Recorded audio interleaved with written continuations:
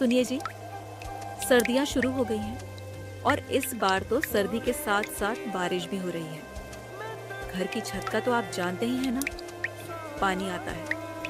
हाँ भाग्यवान, इस बार ठंडी कुछ ज़्यादा ही पड़ने वाली है, क्योंकि गांव के चौपाल पर लोग बोल रहे थे कि इस बार सर्दी के साथ साथ भयंकर बारिश भी होने वाली है। अजी, ऐसा हुआ तो हमारा क्या होगा?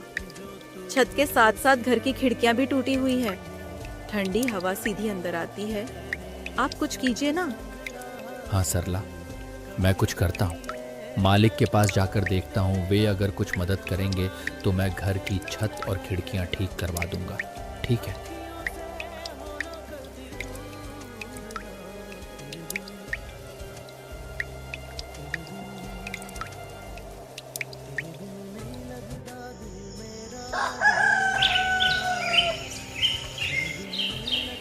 अगली सुबह लखन मालिक के घर की तरफ चल देता है। लखन का मालिक, जो स्वभाव से बहुत ही कठोर और निर्दयी था, अलाव के पास खड़ा अपने नौकरों पर चिल्ला रहा था। लखन अपने मालिक के पास जाता है और उनसे कहता है, मालिक, ठंडी का मौसम आ चुका है। कल तो हल्की हल्की बूंदाबांदी भी हो रही थी और मेरे घर की छत और खिड़कियां टूटी हैं, जिससे कि घर में पानी और हवा आती है। और अगर मैंने जल्दी से उसे ठीक नहीं करवाया तो ठंडी में हम लोगों को बहुत दिक्कत हो जाएगी। मैं और मेरी पत्नी तो किसी तरह दिन काट लेंगे, लेकिन मेरी एक छोटी सी बेटी है, वह इतनी ठंडी में उस टूटे फूटे घर में नहीं रह पाएगी। लखन की बातें सुनकर मालिक कहता है, अरे लखन, तो उसमें मैं क्या कर सकता हूँ? मालिक, आप मुझे थोड़े बहुत पैसे उधार दे देते तो मैं अपने झोपड़े की मरम्मत करवा लेता और मैं दिन रात मजदूरी करके आपका उधार चुका दूंगा। अरे तने अभी तो इतना काम भी ना करया जो मैं तने उधार दे सकूं। अभी मेरे पास पैसे कोन्या। सर्दी की वजह स्यूं सारा धंधा चौपट हो रहा है। और सुन मेरी बात, काल से काम पर मत आइए। मने तेरे बर्गे मजदूर की जरूरत कोन्या। अरे मालिक, मैं तो मदद की उम्मीद से आपके पास आया था, लेकिन आप तो उल्टा मुझसे मेरा ही रोजगार छीन रहे हो। ऐसा मत करो मालिक, मत करो। मैं कहाँ जाऊंगा? लखन के इतनी मिन्नतें करने के बाद भी उसका मालिक मणिराम उसकी एक नहीं सुनता है और बेचारा लखन वहां से दुखी मन से वापस चला आता है। लखन दिन भर जगह जगह काम ढूंढता है, लेकिन उसे कहीं भी काम नहीं मिला। सुबह से रात हो गई। सरला को बोलकर आया था कि छत का इंतजाम कर दूंगा, पर यहाँ तो नौकरी भी चली गई। घर ठीक होना तो छोड़ो, खाने तक का इंतजाम नहीं कर पाया। लखन चाय की एक दुकान के आगे बैठा यह सब सोच ही रहा था कि तभी आसमान में काले बादल छा जाते हैं और जोर जोर से बिजली कड़कने लगती है। हे भगवान, लगता है बारिश होने वाली है। मुझे तुरंत घर पहुंचना होगा, वरना सरला अकेले कैसे संभालेगी। लखन जल्दी जल्दी अपने घर की तरफ दौड़ता है। वह कुछ दूर चला ही था कि तभी जोर जोर से बारिश शुरू हो जाती है।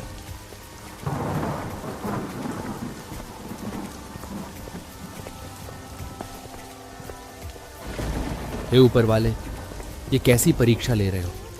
पहले क्या आपको हमारे दुख कम लग रहे थे, जो ऊपर से ये बेमौसम की बारिश और शुरू कर दी? धीरे धीरे बारिश बढ़ जाती है और चारों तरफ पानी ही पानी हो गया था, मानो कोई समुद्र हो, जिससे लखन का उसमें चल पाना बहुत मुश्किल हो गया था। वह एक पेड़ के नीचे रुक जाता है और बारिश के थमने का इंतजार करता है। हे भगवान, एक तो इतनी ठंडी और ऊपर से ये तेज बारिश। मेरे तो हाथ पैर सुन्न पड़ रहे हैं। इतने पानी में चल पाना भी मुश्किल हो गया है और घर पर बेचारी सरला अकेली परेशान हो गई होंगी। लखन काफी देर तक उस पेड़ के नीचे बारिश के रुकने का इंतजार करता है, लेकिन बारिश थी कि रुकने का नाम तक नहीं ले रही थी।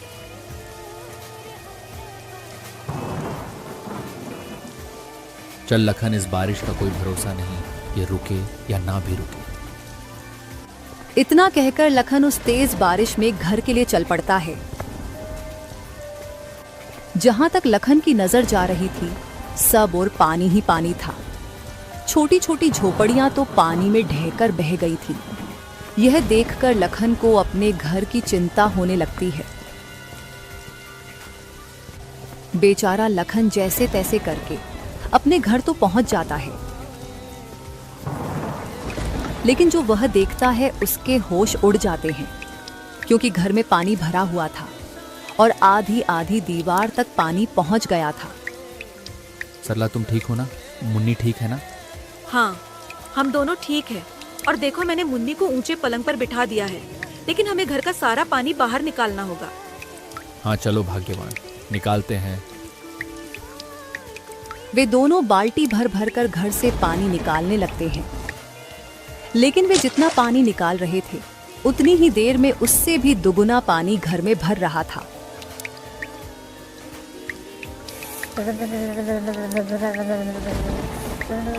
माँ, बापू, ये पानी तो बढ़ता ही जा रहा है। मुझे बहुत डर लग रहा है। अरे मुन्नी, मेरी बच्ची, तुम डरो मत, सब ठीक हो जाएगा। सरला अपनी बेटी को दिलासा दिलाती है, और वे बेचारे इस समय कर ही क्या सकते थे।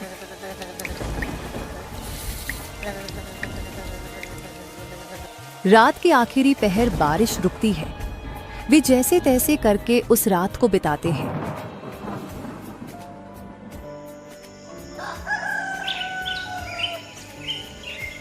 अगली सुबह लखन कुछ लकड़ियां और खाने पीने का इंतजाम करता है, क्योंकि रात वाली बारिश में उनके राशन का सारा सामान बह गया था।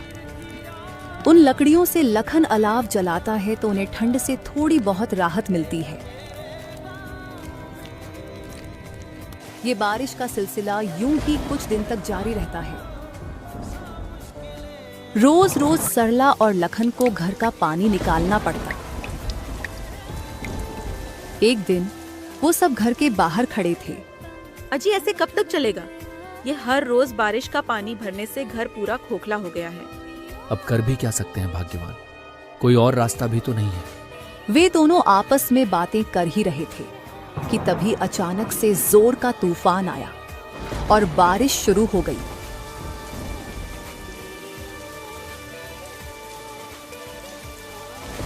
देखते ही देखते लखन का सारा घर बारिश में पूरी तरह ढह गया। हे भगवान, ये क्या हो गया? हमारी आखिरी उम्मीद भी खत्म हो गई, हमारा घर ही टूट गया। अजी, शुक्र मनाओ कि घर ही टूटा है।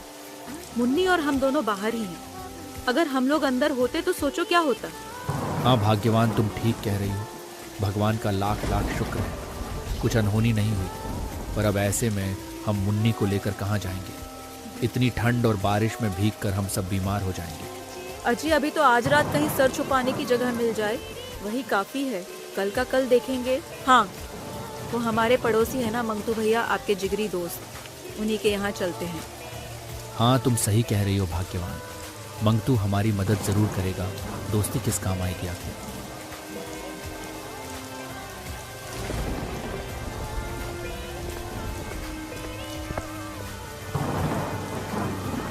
वो दोनों अपनी बेटी को लेकर मंगतू के घर के तरफ उस तेज बारिश में चलते हैं और मंगतू के घर का दरवाजा खटखटाते हैं।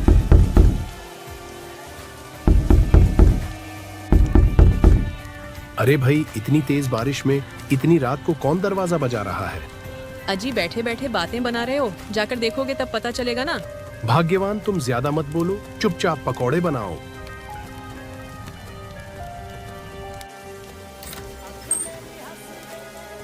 अरे लखन, तू पूरे परिवार के साथ इस समय यहाँ? सब ठीक तो है ना? अरे कुछ ठीक नहीं है मंगतू भाई। तेज बरसात की वजह से हमारा घर ढह गया है, सड़क पर आ गए हैं हम लोग। बीबी बच्चों को लेकर कहाँ जाता, इसलिए यहाँ आ गया। आज की रात क्या हम तेरे घर में रुक सकते हैं? देख भाई लखन, दोस्ती यारी अपनी जगह ठीक है, मैं तुझे रख भी लूं, पर तेरी भाभी कभी नहीं मानेगी। और वैसे पूरा परिवार एक साथ माफ करना भाई, मैं नहीं रख सकता। तू कैसी बात कर रहा है मंगतू? मैंने भी हमेशा तेरे अच्छे बुरे वक्त में तेरा साथ दिया है, और आज जब मुझ पर मुसीबत आई तो तू मुंह फेर रहा है। ऐसा मत कर मेरे भाई, एक ही रात की तो बात है, मेरी बच्ची बीमार हो जाएगी। सब समझता हूँ लखन, पर मैं नहीं रख सकता। अभी तुम कोई और जगह तलाश कर लो। लखन कुछ और बोल पाता, उससे पहले ही मंगतू ने उसके मुंह पे दरवाजा बंद कर दिया। ये लो जी, पकोड़े खाओ। कौन था दरवाजे पर? अरे भाग्यवान, वो लखन और उसका पूरा परिवार था। उसका घर टूट गया है, इसलिए यहाँ रुकने को आया था। मैंने बाहर का रास्ता दिखा दिया। अजी, लखन तो आपका अच्छा दोस्त है ना। उन्होंने हमारी कितनी बार मदद करी है। आपने ये ठीक नहीं किया जी। अरे, मैंने कोई धर्मशाला खोल रखी है क्या जो हर किसी को रख लूं? और कैसा दोस्त? अब उसके पास ना घर रहा ना कुछ और, तो वो मेरे किस काम का? मैं दोस्ती तभी तक रखता हूँ जब तक सामने वाले से फायदा हो। भगवान से डरिए जी, वक्त बदलते देर नहीं लगती। कहीं ऐसा ना हो ये आपके बड़े बोल आप पर ही भारी पड़ जाए। अरे भाग्यवान, ऐसा कुछ नहीं होता। ये लो पकौड़े खाओ, बड़े ही स्वादिष्ट बने हैं।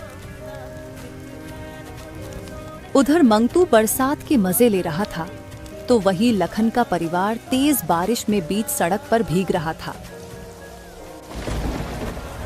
अजी, आप तो मेरा दोस्त कह के जान लुटाते थे ना, और उसने तो हमें एक रात घर में रुकने तक नहीं दिया। अरे भाग्यवान, वही तो बात है ना। बुरे वक्त में ही पता चलता है कि कौन अपना है कौन पराया। लेकिन मंगतू से मुझे ये उम्मीद नहीं थी। बापू, मम्मी, मुझे बहुत ठंड लग रही है। सरला मुन्नी का माथा छूकर देखती है तो वह चिल्ला पड़ी। अजी, मुन्नी को तो बहुत तेज बुखार हो गया है। ये ठंड से कांप रही है। अब हम क्या करें जी? आप कुछ कीजिए ना। मुखिया जी के घर चलकर देखते हैं। अब एक वही है जो हमारी मदद कर सकते हैं। हाँ हाँ जी, जल्दी चलो। वे तीनों जैसे तैसे मुखिया के घर पहुंचते हैं।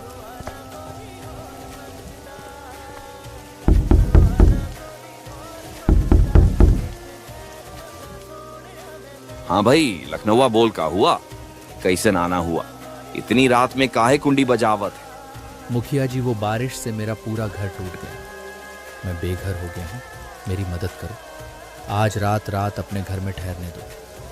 क्यों भाई, मैंने तुम लोगों का ठेका ले रखा है क्या? पता नहीं तुम लोग कहां से चले आते हो मुंह उठाकर। मुखिया जी, आप गांव के करता धरता है। अगर बुरे समय में आप ही हमारी मदद नहीं करेंगे तो और कौन करेगा भला?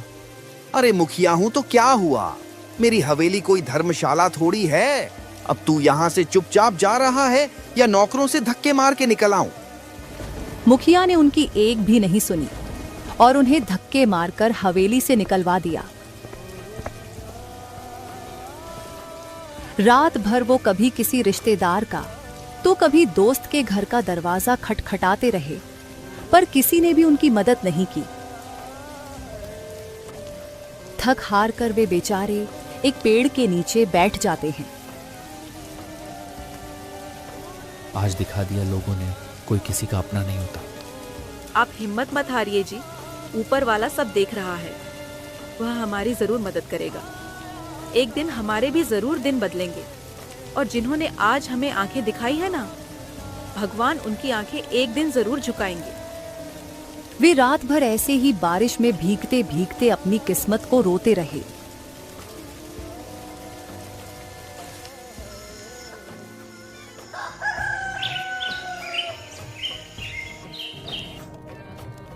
भाग्यवान, तुम यहीं पेड़ के नीचे मुन्नी के साथ रहना। मैं कुछ खाने पीने का इंतजाम करके आता हूँ। अच्छा जी, ठीक है, पर जल्दी आना।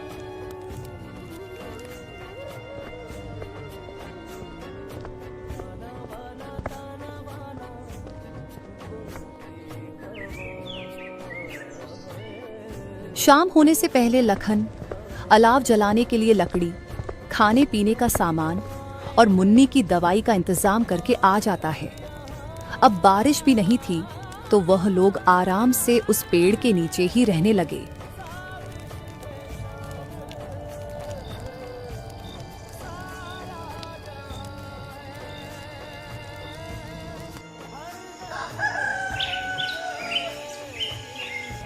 एक सुबह लखन का दोस्त मंगतू वहां से गुजरता है। अरे भाई लखन, तेरे इतने बुरे दिन आ गए जो इतनी ठंडी में ऐसे पेड़ के नीचे रहना पड़ रहा है। थू थू थू, मुझे देखकर बड़ा अफसोस हुआ। बस मंगतू भाई, वक्त वक्त की बात है। आज तुम्हारा समय है, तुम हम पर हंस लो। कभी ऊपर वाला हमारा भी समय लाएगा। अरे सड़क पर आ गए हो फिर भी इतना घमंड? ऐसा क्या हाथ लग गया तुम्हारे? चलो कोई ना, तुम ऐसे में ही खुश रहो। मंगतू उनका मजाक बनाकर चला जाता है, जिससे लखन और सरला की आंखों में आंसू आ जाते हैं। भाग्यवान, तुम इसकी बात को दिल पर मत लेना। चलो ठीक है, तुम खुद का और मुन्नी का ख्याल रखना। मैं कोई काम देख कर आता हूँ। लखन काम की तलाश में वहां से चल पड़ता है और वह गांव में बहुत जगह काम के बारे में पता करता है, लेकिन उसे कोई काम नहीं मिला। सरला और मुन्नी मेरा इंतजार कर रहे होंगे। मुझे जल्द ही वापस लौटना चाहिए।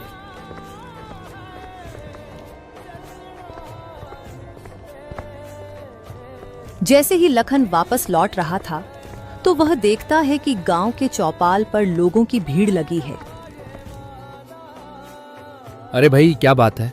आज यहाँ ये इतने लोग इकट्ठे क्यों हो रहे हैं? भाई, वो बीकानेर वाले अमीर सेठ माणक चंद है ना, वो गरीबों को ठंड में खाना और कंबल बांट रहे हैं। जाओ जाओ, तुम भी ले लो। ये सुनकर तो लखन के शरीर में जैसे नई जान आ जाती है। वह झट से लाइन में खड़ा हो जाता है और सेठ माणक चंद से भोजन का पैकेट और कंबल लेकर वह फूला नहीं समाया। भगवान आपका भला करे सेठ जी, आपने गरीब की मदद करी। उस दिन लखन की खुशी का ठिकाना नहीं था। वह कंबल ओढ़ता है तो उसे ठंड से राहत मिल जाती है। वह भगवान का धन्यवाद करते हुए तेज कदमों से अपने परिवार की तरफ चल पड़ता है।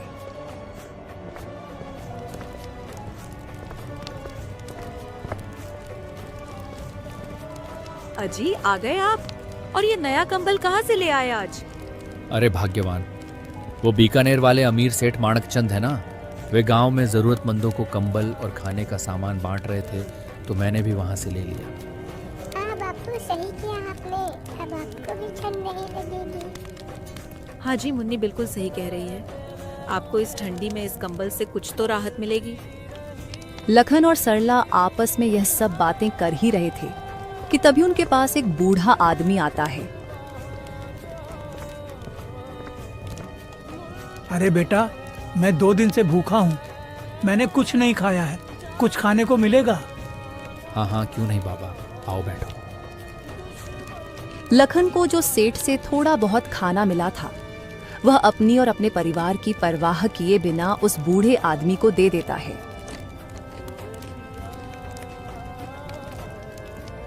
बेटा, तुम्हारा बहुत बहुत शुक्रिया जो तुमने इस सर्दी में इस गरीब को खाना दिया, वरना आजकल ऐसा कोई नहीं करता। लेकिन बेटा, मुझे ये बताओ, तुम सभी इतनी ठंडी में यहाँ सड़क किनारे क्या कर रहे हो? लखन उस बूढ़े आदमी को अपने साथ जो जो हुआ वो सारी बातें बताता है।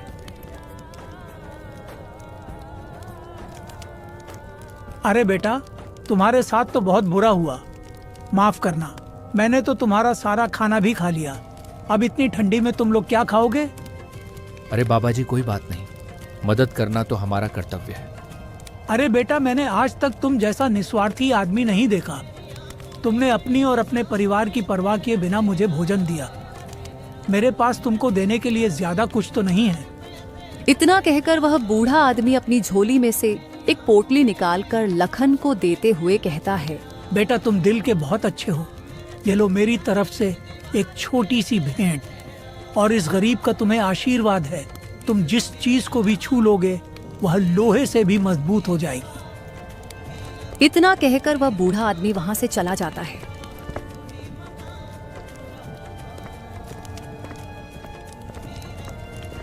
क्या लगता है भाग्यवान, क्या हो सकता है इस पोटली में? अजी, वो बूढ़े बाबा तो बहुत ही गरीब लग रहे थे देखने में। वो भला हमें क्या ही दे सकते हैं? खोलकर देखते हैं, तभी पता चलेगा।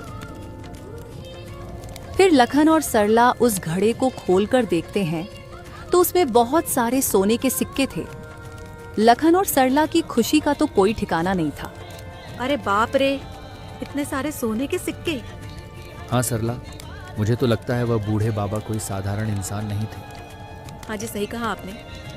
लगता है भगवान ने हमारी सुन ली। अब उनके दुख के दिन समाप्त होने वाले थे।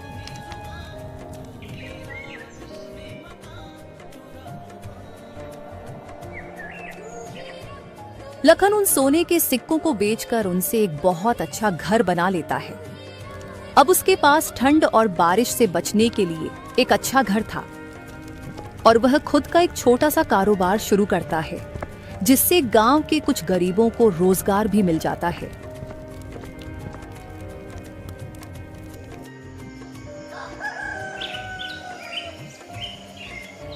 कुछ दिन बीत जाते हैं। वो कहते हैं ना, समय बदलते देर नहीं लगती। एक दिन अचानक आसमान में काले बादल छा जाते हैं और हवाओं के साथ जोर जोर से बिजली कड़कने लगती है और देखते ही देखते भयंकर बारिश शुरू हो जाती है।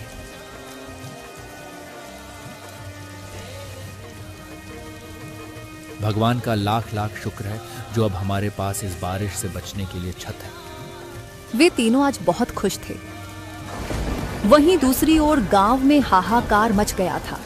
चारों ओर बस पानी ही पानी नजर आ रहा था। सबके घर बारिश से टूटकर पानी में बह गए थे।